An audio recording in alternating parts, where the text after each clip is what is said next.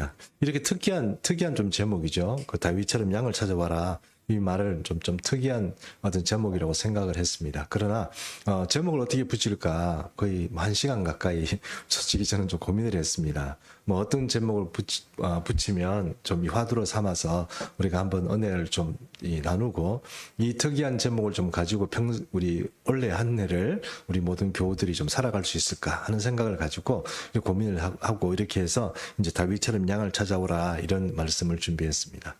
여러분 목사가 되면 여러 가지 생각을 좀 이렇게 교회를 향해서 하게 되는데요. 특별히 이제 새해가 되면 어떤 생각을 좀 하게 되겠습니까? 원래 우리 교회는 어디로 갈까?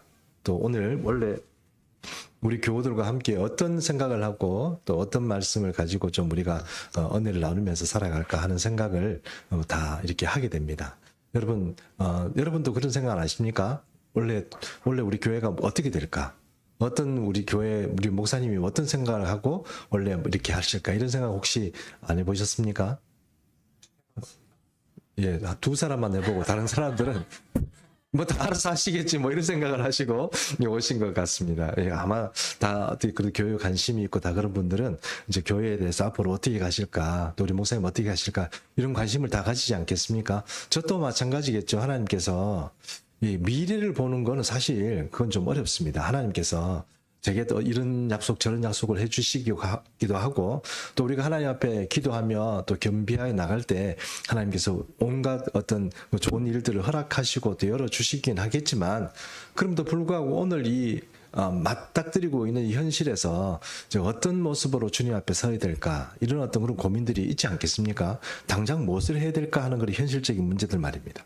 그런 문제들이 이제 고민하고 될 때 하나님 앞에 기도 이렇게 했습니다. 기도하면서 주님 정말 원래 여러분 새해 첫 주일이 되면 그게 저는 이렇게 이름 붙이고 싶습니다. 계시가 내려오는 주일이다. 뭐 이렇게 표현을 하고 싶어요. 하나님 메시지가 있고 특별한 어떤 그런 어떤 우리 공동체를 향하여서 하나님께서 주시는 어떤 메시지가 있지 않겠나 하는 생각을 이제 개인적으로 하는 거죠. 이제 그러다 보니까 하나님께서 내일 우리 교우들과 함께 은혜 나눈 말씀 이 말씀들 주님 무엇을 했으면 좋겠습니까? 고민을 많이 하고 있는데 여러분 다윗의 양치던 이야기가 생각이 나고 그것을 우리 교우들에게 좀 설교하라는 그런 어떤 감동을 주셨습니다. 왜 그런 감동을 주셨을까? 다윗이 양을 어떻게 찾길래 하나님께서 우리 예수비전 충성교회 모든 교우들이 원래 저는 목회를 하고 여러분도 같이 이 목회와 더불어서 이 예수비전 충성교회라는 이 배를 함께 이끌어가야 될 텐데 이 배를 이끌어가는데 우리가 어떤 생각을 가지고 이제 함께 이렇게 합력하고 선을 이루어야 될 것인가 하는 생각을 하면서 이게 하나님께서 이런 메시지를 우리에게 주시는구나 하는 생각이 들어서 오늘 이제 다윗처럼 양을 찾아오라 하는 그런 어떤 말씀으로 준비하게 되었습니다. 오늘 우리가 읽은 말씀 배경에는요, 이스라엘 초대 왕 사울이 이제 등극을 했습니다.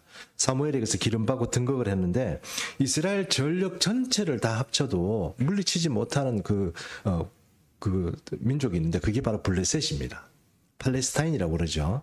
영어로는 팔레스타인인데, 지금 팔레스타인과 그때 팔레스타인은 좀 틀립니다. 지금 팔레스타인 사람들은 좀 옛날 팔레스타인 사람도 좀 섞여 있고 아랍 사람도 섞여 있고 여러 사람이 섞여 있는 그런 어떤 그런 아주 뭐라고 할까요? 아랍 말 그대로 이제 혼합적인 어떤 그런 민족이긴 하지만 당시만 해도 7개 족속이 연합된 이 도시 국가를 이루고 있는 이 팔레스타인 블레셋이라는 이 군대는요 상당히 강력한 군대였습니다. 옛날부터 여러분 아시는 것처럼 해양 민족들이 굉장히 강성합니다. 해양들 전쟁도 잘하고요, 덩치도 크고 흔히 말하는 해적 민족들이 있지 않습니까?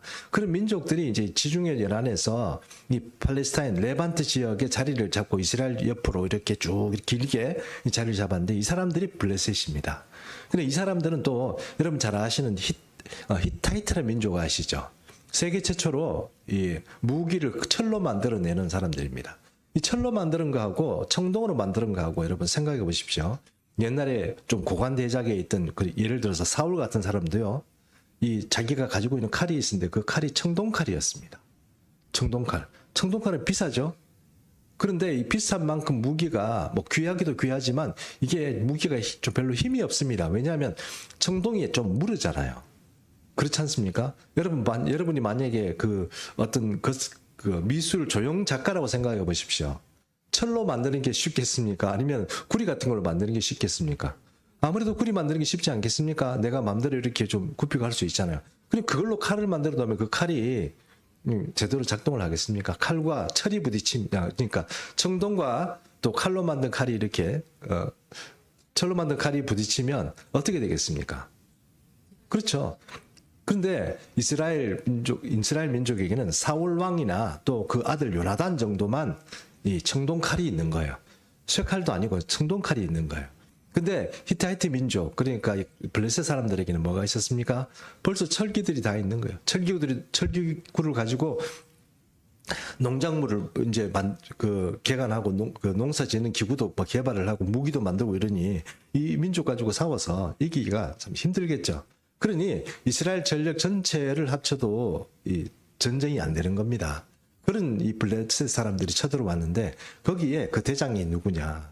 바로 여러분 잘 아시는 골리앗입니다. 가드 사람 골리앗인데 이 골리앗은 여러분 아시는 것처럼 키가 3m쯤 됩니다. 손가락이 6개입니다. 발가락도요? 6개입니다. 5개만 충분한데 왜 되는지는 잘 모르겠습니다만 어쨌든 한계가 더 있습니다. 그런데 이 힘이 대단하죠. 사람이 힘이 아닙니다. 이 골리앗이라는 사람은 여러분 아는 것처럼 안악조선이라고 성경에 알려져 있습니다. 안악조선에 우리는 이제 안악조선이라는 그런 게 그런 신화 같은 얘기 어디 있냐 이렇게 얘기하지만 사실 서구 문화 안에서는 안악조선이다 그러면 네피림의 후손이다 다 그렇게 생각합니다. 네피림 아시죠? 창세기 6장에 나온 네피림 아닙니다. 데미갓입니다. 데미갓. 데미갓은 뭡니까? 반신, 반인이란 뜻입니다. 이런 존재가 이 인류에 있습니다. 그런 인류가 지금 있었다는 그런 기록도 있고 그것이 이제 서구 문명사에서는 당연히 있는 거죠. 헤라클레스, 그 다음에 그죠? 또 토루 이런 사람들 있잖아요. 그런 사람들이 이제 전설 따라 나오는 이야기이긴 하지만 그럼에도 불구하고 그들의 생각 가운데서는 이런 데미갓이 있습니다. 반신반의가 있어요. 그런 사람들이 팔레스타인 지역에 이 다윗이 살았던 그때 세 사람이 있었다. 성경이 기록하고 있습니다. 세 사람이 그런 괴물 같은 사람이 있었다. 성경은 이렇게 기록하고 있거든요. 그 중에 하나가 골리앗입니다. 이 골리앗이 나와서 막 소리를 지르니 이제 이 안악조선이 나와서 막 쓰니까 사람들이 생각이 그렇습니다. 두렵죠. 이런 골리앗하고 사람하고 싸워서는 이길 수가 없는 거예요. 여러분 사울이라는 사람도요. 여러분 성경에 나와 있는 걸 읽어보셨잖아요. 사울이라는 사람도 다른 일반적인 사람들에 비해서 어깨 이상으로 머리가 올라가 있던 사람. 키가 크다는 얘기죠. 키 크니까 그만큼 뭐예요? 밥도 많이 먹고 힘도 세겠죠.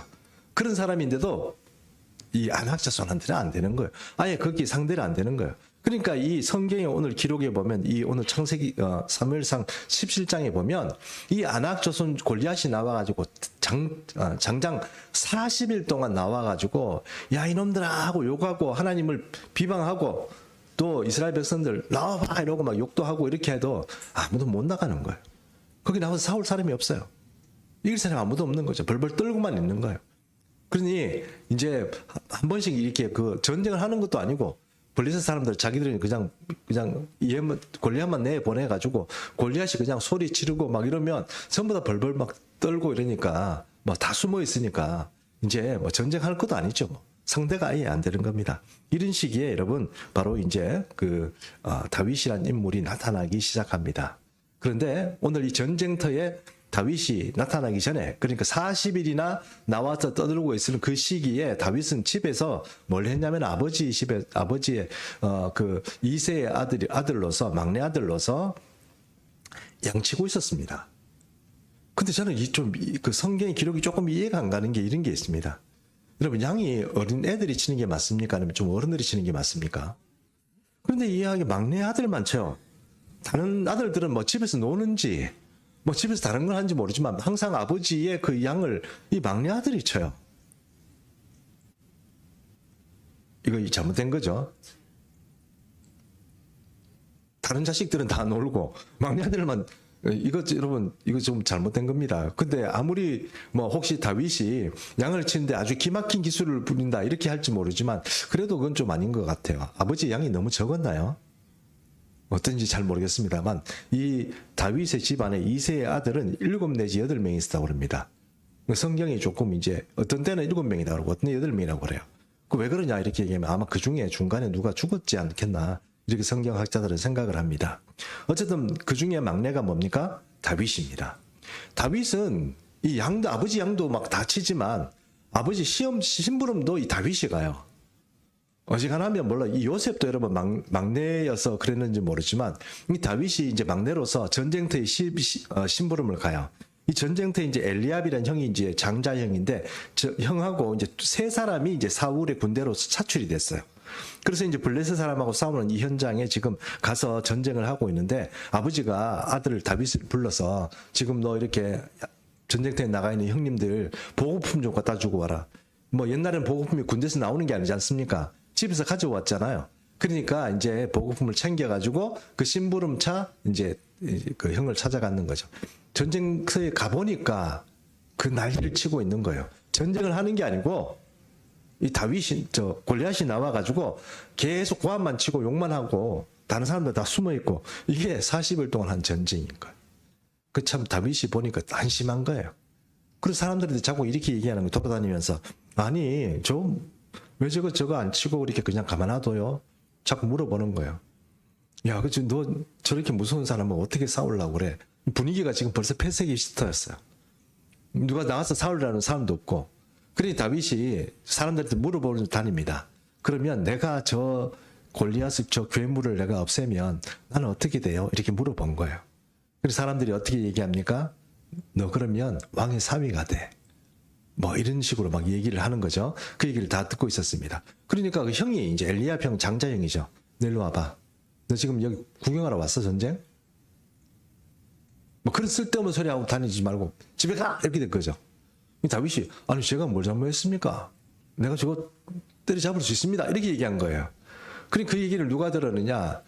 그 어린애 이야기를 사울이 들었습니다. 사울이 주변에 있는 들이 듣고 야, 걔 불러봐봐. 이래서 불러왔는데 딱 보니까 어때요? 조그만해요. 그 당시에 이제 막내쯤 되고 그러면 15, 15세쯤이라고 봐요. 15살 우리 교회 찬석이쯤 되지 않겠나 싶어요. 찬석이 되면 키가 굉장히 크잖아요. 다윗은 어떻습니까? 작았다고 그렇게 돼 있어요. 그리고 아무리 사울이 있지만 이건 좀 아닌 것 같아요. 이거 안 되겠다 이런 생각이 들었습니다. 자, 그 오늘 우리 읽었던 이야기들 다시 한번 성경을 통해서 한번 같이 보도록 하겠습니다. 사무엘상 17장 32절부터 다시 한번 읽습니다. 32절 제가 읽겠습니다. 다윗이 사울에게 말하되 다윗이 이제 어린애가 이 왕에게 말합니다. 그로 말미암아 사람이 낙담하지 말 것이라 주의 종이 가서 저 블레셋 사람과 싸우리이다 하니 이렇게 얘기한 거예요. 내가 저 괴물하고 싸울게요. 이렇게 딱 얘기를 한 거죠. 그러니까 기가 막힌 사울이 17장 33절에서 이렇게 얘기합니다. 사울이 다윗에게 이르되 내가 가서 저 블레셋 사람과 싸울 수 없으리니 너는 소년이요 그는 어려서부터 용사입니다. 어려서부터 걔는 벌써 틀려 기골이 장대하고 거기는 괴물이야. 네가 이렇게 좀 어린 소년이 어떻게 그걸 상대한다고 그래. 안 된다 이렇게 얘기한 거예요. 사울이 보기도 그런 생각이 드는 거죠. 그건 말이 안 될 것 같아. 그렇게 얘기를 한 겁니다. 그냥 애들이 그냥 그냥 하는 그런 이야기로 이제 치부하는 거죠.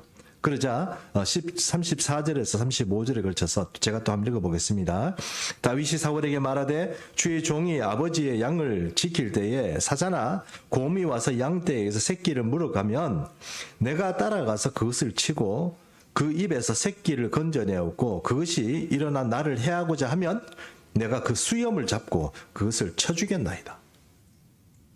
어린애인데 이제 양을 치고 있는데 보통 이제 곰이나 이렇게 사자 같은 게 와서 양을 이렇게 잡아 큰 양이라고 큰 양도 이렇게 화나면 좀 무섭거든요.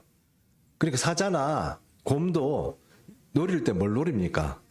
새끼 노립니다. 곰이라고 해가지고 막 무조건 큰 거 이리 막 잡아먹고 오늘 보시겠네 이런 게 아니고 약하고 이런 것들 노리잖아요. 그 새끼를 많이 물어가요. 근데 이제 물으러 와가지고 이제 막 잡으면 다윗이 봤다. 그러면 이 어린 다윗이 물맷돌을 돌리면서 가서 그냥 그걸 억지로 잡아가지고 돌 날려가지고 맞춰가지고 막 치명타를 입히고 새끼 찾아오고 그리고 또 그게 덤빈다? 이게 어디를 덤벼 이래가지고 그걸 쳐주겠다는 거예요. 사자와 곰을. 내가 그렇게 했다는 거예요. 내가 우리 아버지 양칠 때 내가 그렇게 했습니다.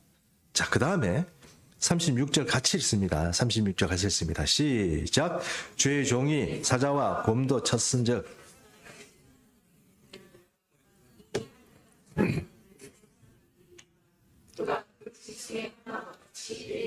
그가 그 짐승과 같이 내가 쳐 죽인 곰이나 사자처럼 그렇게 될 것입니다. 네, 그러니까 내가 가서 저 골리앗 저 짐승 저 괴물 내가 때려잡겠습니다. 이렇게 얘기하는 거예요. 여러분 과연 때려잡았습니까? 때려잡았죠. 때려잡았습니다. 제가 하고 싶은 말은 이거예요.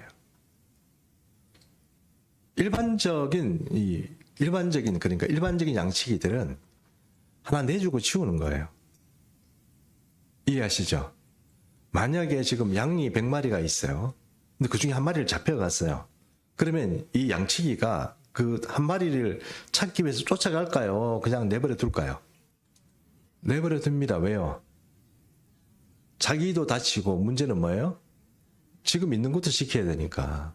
그냥 쟤는 아이고 하나 버렸네 이러고 버리는 거예요. 그게 일반적인 양치기예요. 근데 예수님이 요한복음에서 그렇게 말씀하잖아요. 진짜 먹지 않은 양을 위해서 자기 목숨을 버린다 그러잖아요. 이 다윗을 그런 모습, 그러니까 양을 내가 끝까지 찾아와가지고 내가 목숨을 아끼지 않고 내가 한번 이 수염이라도 붙잡고, 다른 데 붙잡고 싸울 데가 없어서 그런지 모르지만 수염을 붙잡는다 이 말이 정말 좀 너무 아주 좀 나이브한 것 같아요. 어린 다윗이 그 곰과 사자의 털 수염 쪽 붙잡고 그걸 쳐주겠다는 거, 주겠다는 거. 내한테 덤비면, 근데 그거 이제 놔주면 놔주지만 그게 일어나가 나한테 덤빈다? 그러면 내가 그 수염 붙잡고 주겠다는 거. 자, 이러니까 내가 저거 골리앗 저거 그렇게 할 수 있습니다.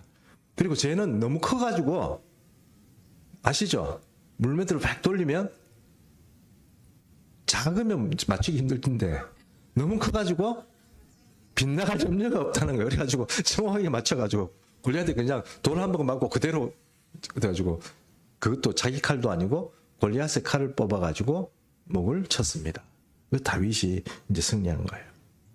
자, 이와 비슷한 마음을 가진 어떤 이야기가 있는데 그것이 바로 이제 이 예수님의 이야기입니다.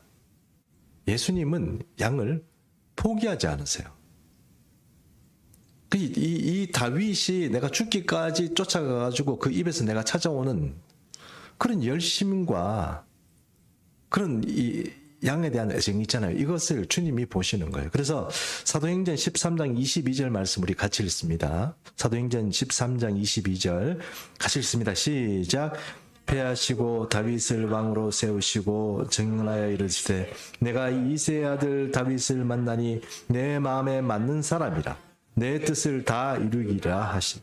하나님의 뜻을 다 이루는 사람, 그 사람은 짐승에게 잡혀가는 어린 양을 내가 쫓아가서 내 목숨을 아끼지 않고 그것을 찾아오는 사람. 그런 자세가 되어 있는 그 다윗이 하나님이 보시기에는 내 마음에 합한 거예요. 그냥 잃어버리면 잃어버리는 것 같다. 손해 있을 수도 있지 차라리 더 큰 손해 나기 전에 그냥 잃어버리자 이런 생각 가지고 있는 일반적인 양식이가 아니고 내가 저거 나한테 덤비면 내가 목숨을 각오하고 나서도 내가 이것을 이제 죽이고 내 양을 반드시 찾아오는 그렇게 하려고 하는 그 다윗의 모습을 보면서 예수님의 마음, 하나님의 마음이 여기에 합한 거예요. 하나님의 마음은 어떤 거지? 어떤 거기 때문에 그럴까요? 예수님이 누가복음 15장 3절에서 하신 말씀 한번 같이 읽고 3절에서 5절입니다. 누가복음 15장 3절입니다. 3절에서 5절 교독하겠습니다. 제가 3절 읽겠습니다. 예수께서 그들에게 이 비유로 이르시되 너희 중에 어떤 사람이 양 1마리가 있는데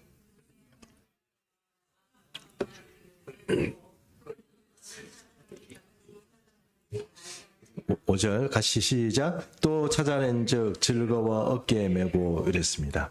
이제 양을 한 마리를 잃어버렸어요. 그런데 이 목자는 다른 목자하고 틀리게 이 100마리 중에 한 마리가 없어져 버렸어요.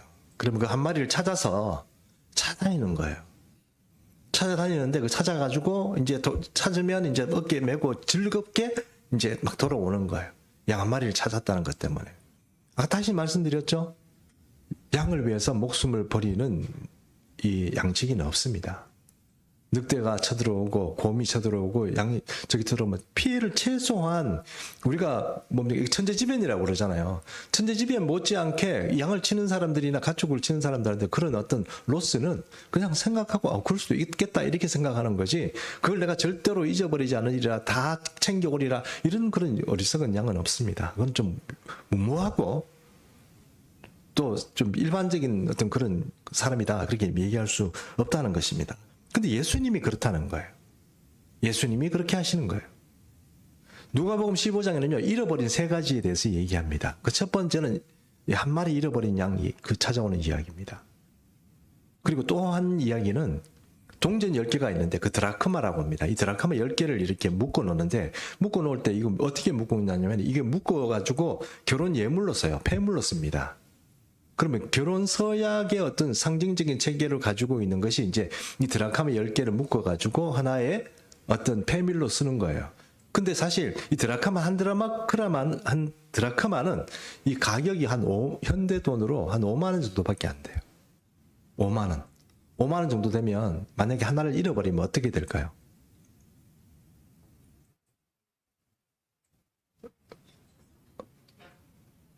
다른 건 넣어 놓으면 안 됩니까?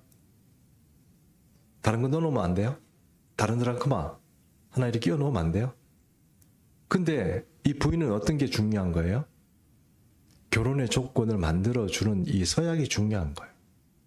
그러니까 한 개를 이 부인은 잃어버린 한 드라크마 하나를 잃어버렸는데 그것을 온 집안을 소지를 하고 막 해가지고 결국은 찾아가지고 너무 기쁘니까 동네 아줌마들 다 불렀어요. 삼겹살 파티하고 2차로 카페 가서 커피 팍 쏘고 그러니까 10몇만 원 나왔어요.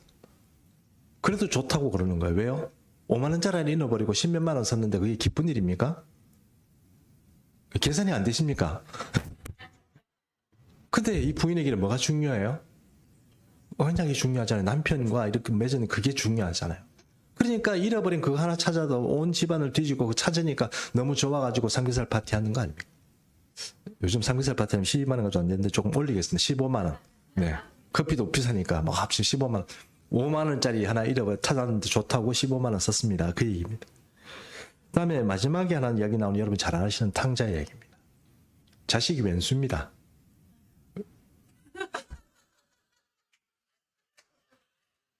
이 자식이 나가가지고 그것도 말도 잘 듣고 아버지한테 좀 잘하고 이런 그런 자식 같으면 괜찮은데 이 자식이 맨날 사고치고 학교 가면 맨날 전화 오고 밖에 나가면 뭐 경찰서에서 전화 오고 막 그런 자식이에요.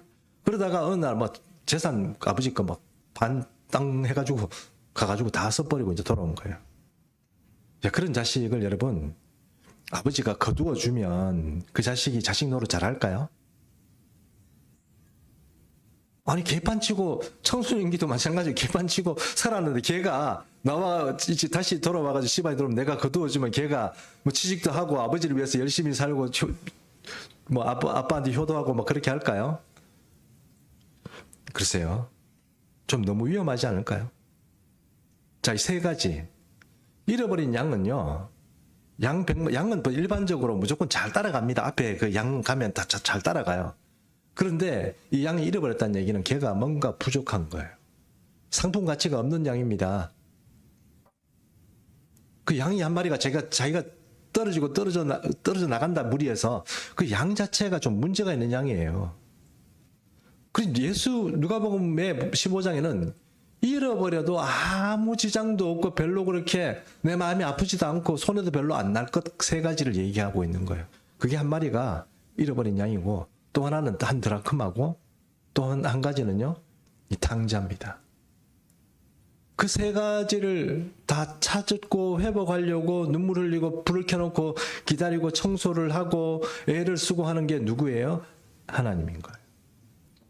그러니 하나님께서 다윗을 보니 쟤는 내가 이스라엘을 맡겨도 쟤는 이 사자의 입에서 곰의 입에서 찾아오리라. 그런 생각을 하나님께서 그 마음에 하시는 거예요. 그러니까 이새의 아들 다윗을 만나니 내 마음에 합한 자라 그렇게 말하는 거 아니겠습니까? 그런 얘기가 있고요. 그 다음에 한 가지 말씀 더 보겠습니다. 마가복음 3장 1절에서 조금 깁니다. 마가복음 3장 1절에서 5절까지 말씀 한번 보겠습니다. 제가 마가복음 3장 1절 읽겠습니다. 예수께서 다시 회당에 들어가시니 한쪽 손 마른 사람이 거기 있는지라 사람들이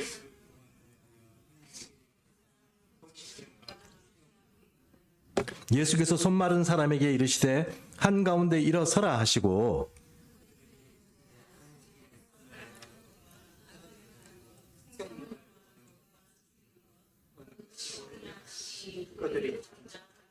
5절 제가 읽겠습니다. 그들의 마음이 완악함을 탄식하사 노하심으로 그들을 둘러보시고 그 사람에게 이르시되 내 손을 내밀라 하시니 내밀매 그 손이 회복되었더라. 아멘. 예. 예배당에 딱 갔는데 한편 손 마른 사람이 있는 거예요. 그 손 마른 원인이 뭔지는 모르지만 하여튼 뭐 여기 이제 피골이 상접해가지고 손이 이쪽이 다 말라버렸어요. 손 기능을 못해요. 그런 사람이 있는데 사람들이요. 예수님을 지켜보는 거예요. 못된 놈들이죠. 왜 지켜봅니까? 저거 고쳐주나 안 고쳐주나를 보는 거예요. 저 사람 회당에 와서 예수님이 저 손 마른 사람 고쳐주나 안 고쳐주나 그걸 지켜보고 있는 거예요. 고쳐주면 어떻게 해요?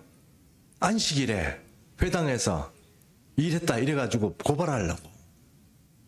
그걸 지켜보고 있는 거예요. 그래서 나쁜 놈들이죠. 고쳐줘야 되는데 고쳐주는 능력이 없는지 그건 모르겠지만 어쨌든 그거는 신경 안 쓰고 고쳐주는데도 그걸 있잖아요. 흠잡아가지고 내가 고발해가지고 좀 한번 욕먹이리라 이런 생각을 하고 예수님을 지켜보는 거예요. 예수님 그걸 모르겠습니까? 다 둘러봤죠. 둘러보고 마음에 이렇게 완악한 놈들이 세상에 있나. 얘들이 나를 믿는다고 여호와를 믿는다고 회당에 앉아가지고 있구나 하는 생각이 들었다는 거예요.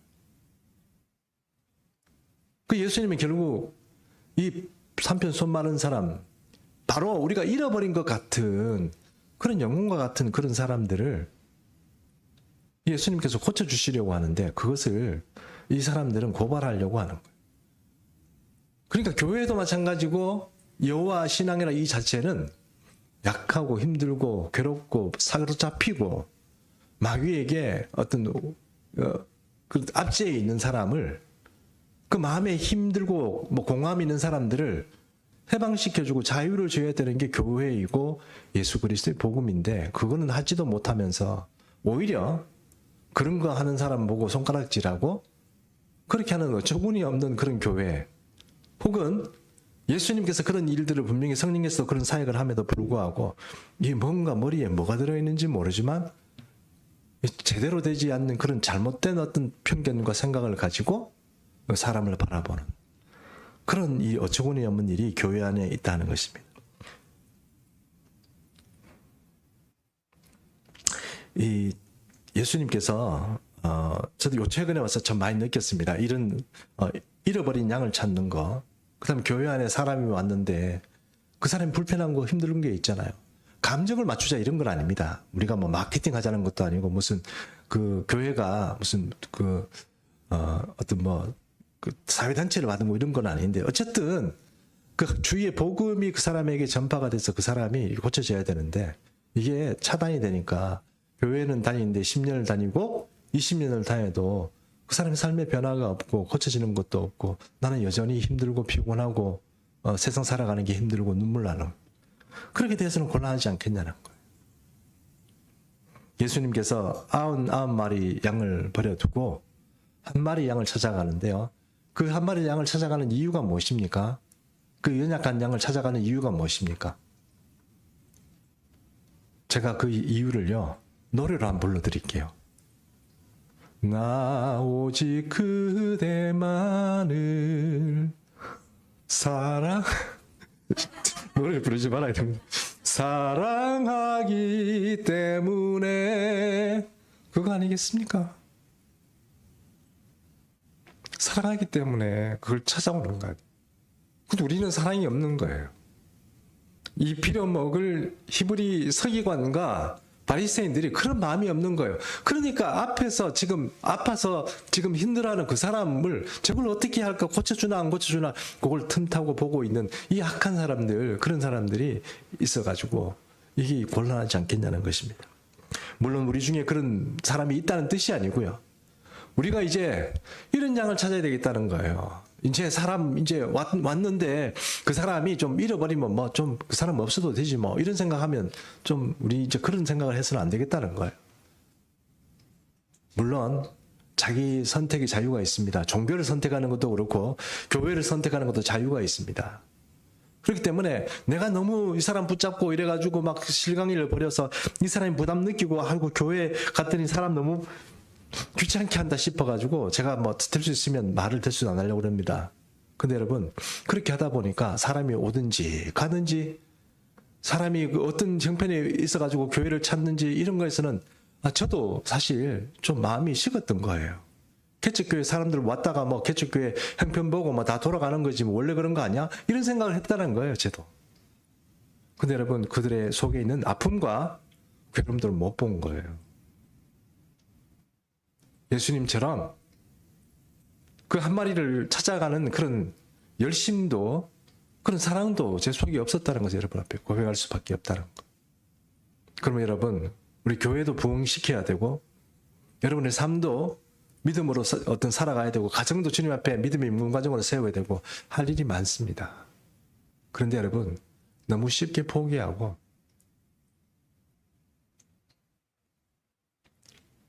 너무 쉽게 주저앉아 버리는 거예요. 너무 쉽게 낙심하고 너무 쉽게 실망하고 주님은 그렇게 하지 않았습니다.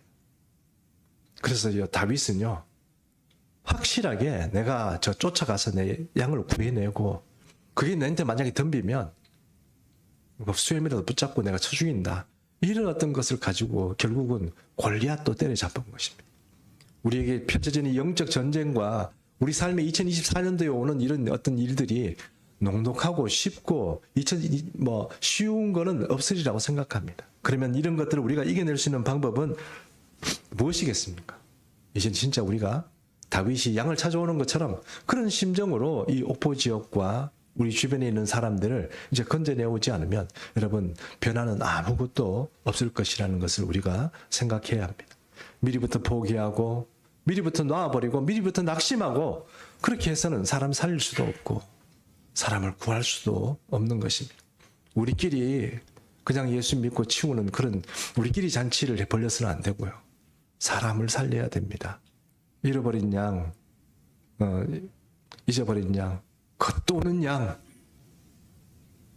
그런 사람들을 우리가 찾아오는 2024년 되기를 예수님의 이름으로 축복합니다. 한번 우리 같이 찬양하겠습니다.